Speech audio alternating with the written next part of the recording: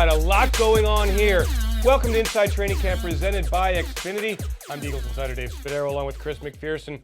And not only are we going to talk about the Eagles and the Steelers in week 2 of this preseason, on Tuesday the Eagles making some news, a deal. They've got a trade. They've announced it on Tuesday, and we're going to talk about it right here.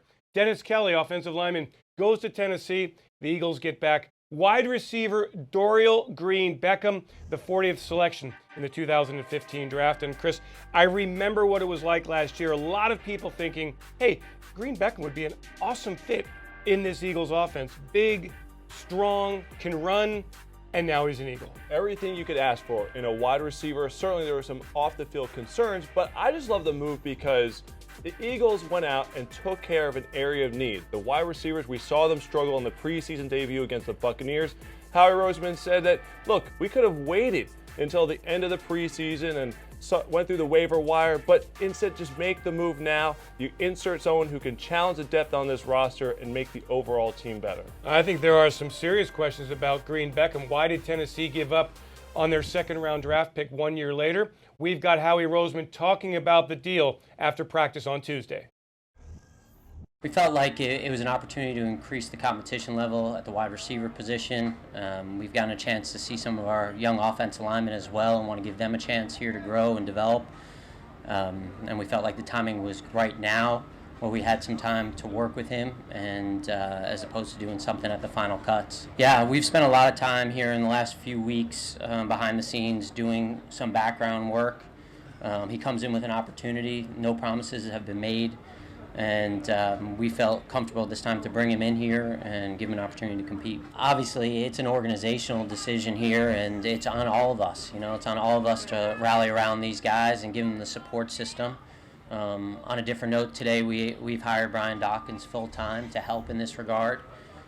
His title is Football Operations Executive, and he's going to help in player development. And his week here, we saw the contributions he can make to our football team, and we're not putting it on Brian either. It's on all of us, but we feel like we're going to get a structure in place that we're going to give these guys the best chance to succeed. So Brian Dawkins, a football operations executive, and part of his responsibility, Chris, will be to mentor some young players, and that includes Green-Beckham, who will take a village to help him realize his ability. This is an extraordinarily talented player who just hasn't played to that level. Certainly, you have the size at 6'5", 237 pounds, someone who can high point the football, deceptive speed to get down the football field. Look, everyone thought that he was a first-round talent. The only thing that kept him into the second round was the character. Now, why was he not a great fit in Tennessee? That's in the past now. The Eagles have to make sure they provide the best environment to bring out Green-Beckham's talents and help this football team. So it's a low-risk, high-reward kind of move for the Eagles, who get ready for the Steelers on Thursday. Green-Beckham will not play, according to Doug Peterson. The Eagles also without Carson Wentz, of course. Michael Kendricks won't play in this game. Jordan Matthews also out for Thursday's game, preseason game number 2. As for Peterson, he talks about this deal, about how Green-Beckham potentially fits into this offense. You know, big, tall, strong, physical receiver, can make plays.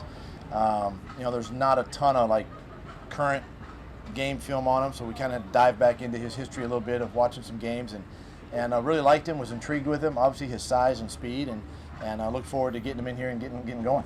Our receivers are young. Our receivers are learning every single day. They're working hard every day. I see improvements every single day.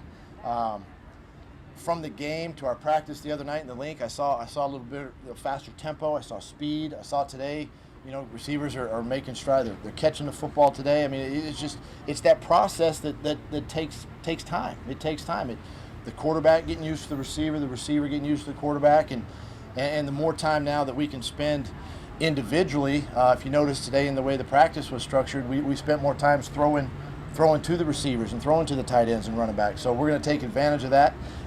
Anytime we can bring a player in at any position, to whether it's an upgrade or not, we're going to take a look at that and make the best decisions for the Philadelphia Eagles. We don't know how this is going to work out. I guess at its best, Green-Beckham has Plaxico Burress kind of ability. I have to I mean, bring at that name its back. best, but he's a big, go up and get it Yes. kind of Yes, receiver, he is. a threat in the red zone. And he's here to challenge a wide receiver core, Chris, that we can't sugarcoat this. They have not been productive in training camp. They certainly were not productive last week in the preseason opener. You look at Nelson Aguilar was shut out in the opener. Ruben Randall looked disinterested. Josh Huff had the fumble. You know, it's a unit that needs to be challenged. I think this is a move, Dave, where last year this type of move would not have been made. They wouldn't have done something to shake up the roster like this. I think they pretty much had to go out there and say to themselves, look, we don't need to wait until the end of training camp. We don't need to wait till week 4 of the regular season when we realize that this is an issue. Howie Roseman had the foresight to say, look, we've done business with the Titans before. They need an offensive lineman. We could use a talented wide receiver. Let's go in there now and give Greg Lewis someone else to work with and challenge the guys in the locker room to say, look, this is a wake-up call. You're not going to just earn your way into this football team, be able to coast into the regular season. They need to get production now, and that's why they went out to get Green-Beckham. And coupled with the challenging of the wide receiver group, the Eagles believe in some of their young offensive linemen to replace the versatility that Dennis Kelly brought to the table. A backup at both tackle positions, also can slide inside and play guard. So now the Eagles inside, looking at some of their younger players, Isaac Sayamalo, Daryl Green. Also on the outside, it's Big V, the 5th-round draft pick, and then Dylan Gordon, who plays guard and tackle, and we'll see him on Thursday night against the Pittsburgh Steelers. We'll also see Zach Ertz against the Steelers, the talented tight end, a big part of this Eagles offense. And when we return to Inside Training Camp, presented by Xfinity, we go one-on-one with the tight end, Zach Ertz.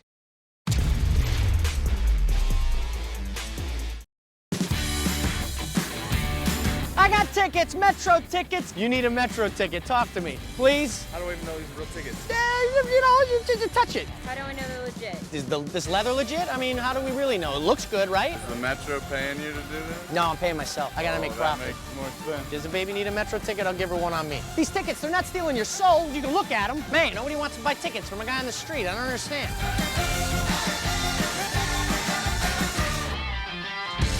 I enjoy gardening. I like to plant seeds and watch what grows. Several years ago, I fell, so I went to my local orthopedic doctor who performed a knee replacement. After a year of a lot of pain, I decided I needed a second opinion, so I went to Rothman at Jefferson. As soon as the doctor operated on me, I could tell right away that things were totally different. Now I can garden again, I can kneel, and I'm just very, very grateful for Rothman at Jefferson Hospital.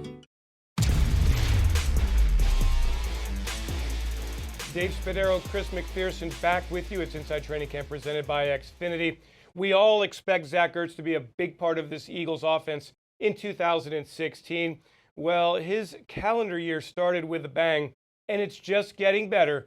We go one-on-one with tight end Zach Ertz. All right, Eagles fans, I'm Alex Smith back here at the NovaCare Complex, and today I am very pleased to be joined by Eagles tight end Zach Ertz. Zach, a busy offseason around here. New coaching staff obviously in the building, a new contract for you. You got engaged as well. Yeah. How do you sum up this offseason? It was a whirlwind. Honestly, it feels like we just played the Giants January 4th of 2016, about a week ago. But it's been a great offseason. I think the team really improved, both as a team standpoint and as a staff standpoint. I think guys are really excited to play for Doug. And it's been a great offseason. What's the general sense about the coaching staff inside the locker room? Yeah, I mean, it's very detail-oriented. Everything is mapped out exactly how the coaches want it run each and every day, whether it be offensively or defensively. I think the defense is I think Schwartz is going to be unbelievable for our defense. I mean, to have Fletcher Cox not really worry about double teams as much, and Vinny Curry and Brandon Graham and Connor Barwin and Benny Logan. I mean, those front 5 guys are going to be extremely tough to stop as an offense. I think we're going to be really good, honestly. I think people are kind of underestimating us per se, but guys are really excited about it. Do you like being underestimated? Does that kind of put a chip on your shoulder? I mean, last year was kind of the complete opposite, right? So, I mean, at the end of the day, it's all media-driven. We're focused on getting better each and every day. We can't really focus on the outside sources and forces at play each and every day. At the end of the day, we got to come out here and make plays on Sunday, each and every Sunday, and in practice, it starts there. Zach, going back to the offseason, you spent some time with Sam Bradford and Jordan Matthews. What was the benefit of having that time together? Yeah, you know, when we're in practice, I mean, guys, A, are extremely tired, and B, there's not a lot of time just between reps to kind of talk about a route or how Sam wants something run or how the coaches want something run. So in Oklahoma, we kind of had the opportunity to kind of take a step back and really talk about each and every route, how Sam wanted it run, how Jordan saw it, how I saw it, and I think it's going to be extremely beneficial for us. I was talking to Jordan a couple weeks ago, and he mentioned your work ethic. He said that you'll be texting him at all hours about what the workout is for tomorrow, that kind of thing.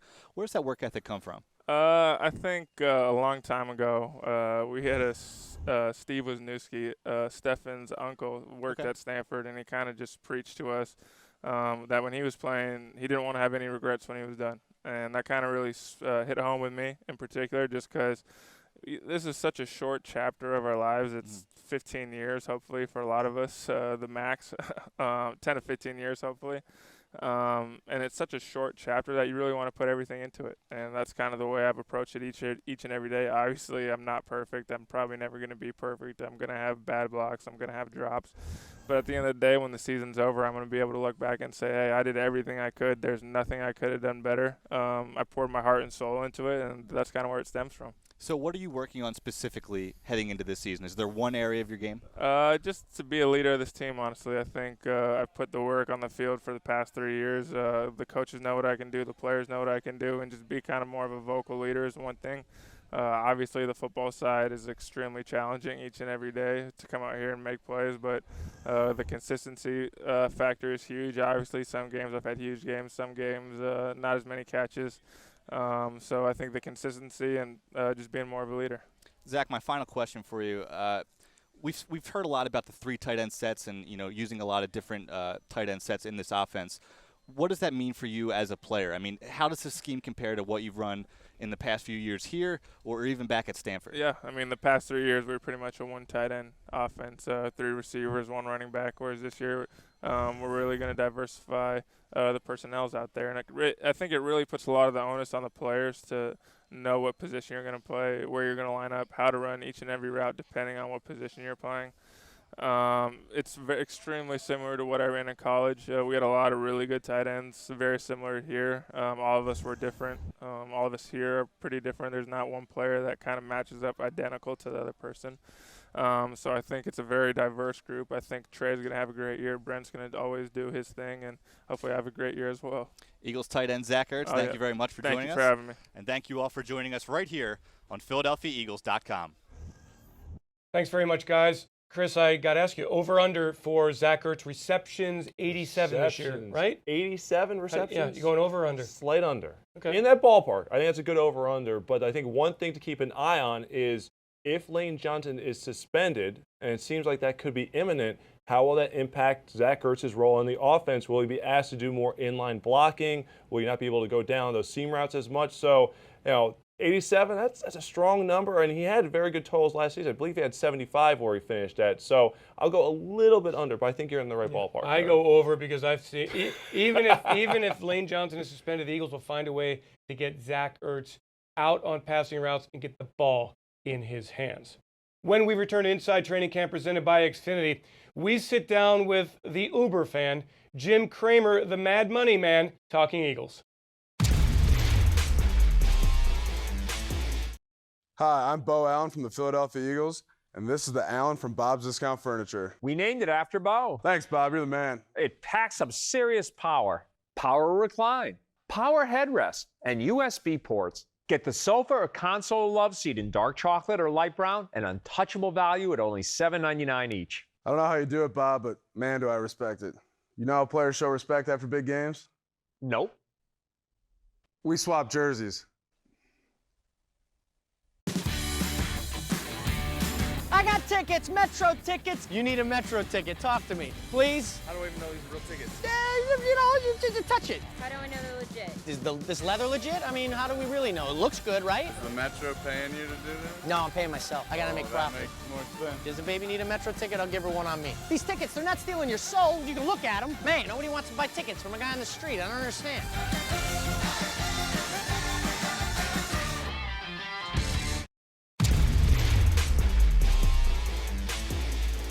Welcome back, Dave and Chris here.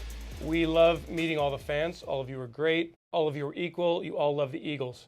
But there's one fan who comes around once a year during training camp who really brightens up the day with his energy, with his enthusiasm, and in fact, his craziness, his love for the Philadelphia Eagles.